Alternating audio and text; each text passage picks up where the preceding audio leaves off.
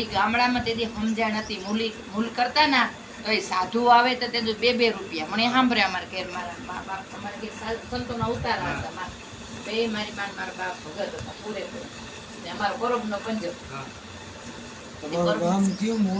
મૂળ તો હવે અત્યારે તો સંન્યાસ એટલે પરબધામ પણ આમ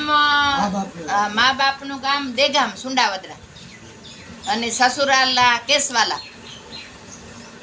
કે હોય ને આ છોકરો આવે ને એક ઓળખતા હોય જીત કેસવાલા ના મમ્મી તો બાપુ કે કથામાં કે સાધુ સંત આવે ને તમારા ઘરે ખાય જમવાનું કરો ને તમે તો અત્યારે સાધુ સંતોને જમવાની કોઈ તમન્ના નથી તમને કોઈને નથી પણ ઈ કે સંત આવે ચા પાણી કે હવે લખુ બાપુ નથી હવે માતાજી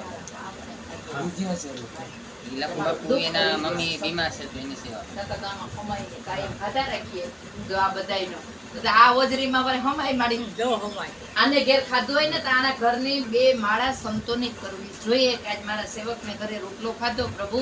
એનો કલ્યાણ થવું જોઈએ ઈ સંત પૈસાની ઓન કઈ તેદું પડ્યું નથી ખબર આવે ને રૂપિયો આપો કે 2 રૂપિયા આપે એવા કણ કઈ ને દેખામાં રૂપિયાની તો કોઈ અટણ કોઈ વેલી જ ન કે લક્ષ્મીની તો કોઈ વેલી જ નથી એટલે કમાઈ એટલું તો ભગવાન લીરભાઈ માં આપણા મેર સમાજનું થોડું કીધું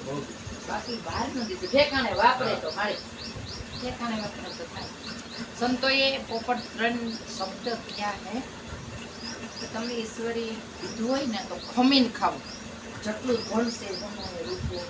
બંગલા છે જમીન છે મારી પ્રભુ તમને બીજું દીકરા દીકરી એને તમારે ખમી જવાનું એનો અભિમાન ન હોવો જોઈએ એટલે ખમીન ખાવું એક નમી જવાનું ગમે એને વડીલની નમી જવાનું ખમીન ખાવું નમીને રહેવું ને વિકતે વાપરવું કરોડો ભલે તમારા બેગમાં પડ્યા હોય પણ અહીં જોવાનું કે ક્યાં જરૂર છે બિનદુબરી છે આપણા ઘરમાં કોઈ સાધુ સંત દુબરા છે મારું ભાડું દુબરું છે પાડોહી દુબરું હોય એને કાર જરૂર છે વિકતે વાપરવું મારી એમ કીધું આપણા તાર ઉડાડે ના ઢોલી ધરાઈ જાય હો ઢોલી એટલા ઢોલીને ઉડાડે એટલી ખાંજીયું કરે ને ખૂંદે પાછા તા કલાકારો બધા મોઢવાડે ખૂંદે ને ખા રૂપિયા લાખું બૂટ પહેરીને ખૂંદ્યા બૂટ પહેરીને રૂપિયા ખૂંદી નાખ્યા આની જરૂર છે અને આ ખૂંદો નહીં તમારીમાં અસુરી છે તો જ ખૂંદાય સુરી લક્ષ્મીમાં ખૂંદાય અસલ લક્ષ્મી એ ખૂંદાય નહીં એ ખૂંદાવા જાય નહીં